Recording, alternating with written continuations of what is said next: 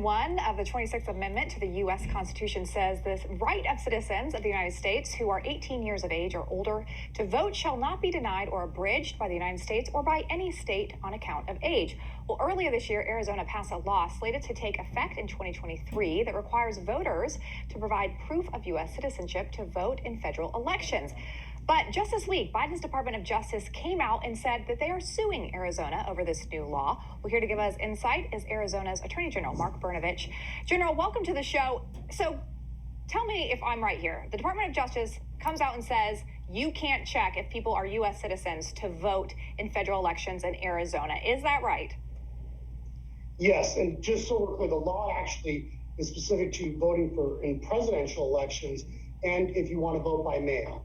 And so this is a common sense election integrity measure, and it's the height of hypocrisy and absurdity. While Joe Biden is letting millions of people illegally enter our country, he doesn't want Arizona to be able to check for citizenship when you vote. So wait, what are you guys doing? Back? Yeah.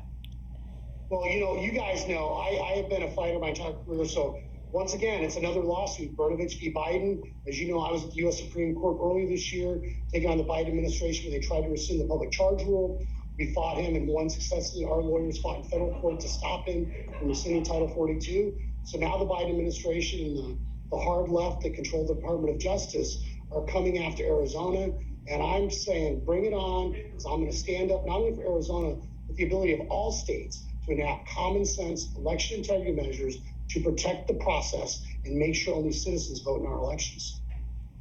Hey, General, I want to switch gears a little bit.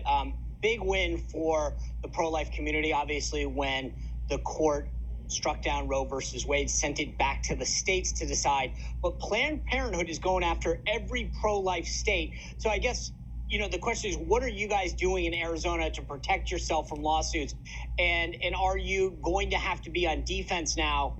Because it seems to me that, unfortunately, it looks like Planned Parenthood is getting some wins under their belt in states like Kentucky, where a federal judge has temporarily blocked that state's abortion ban. Well, Sean, we had a case, a companion case, the Dobbs case, which was called Isaacson versus Brnovich versus Isaacson, where I stood up to protect the unborn because we have a law that says if just because a baby may have a defect, you can't abort it for some genetic abnormality.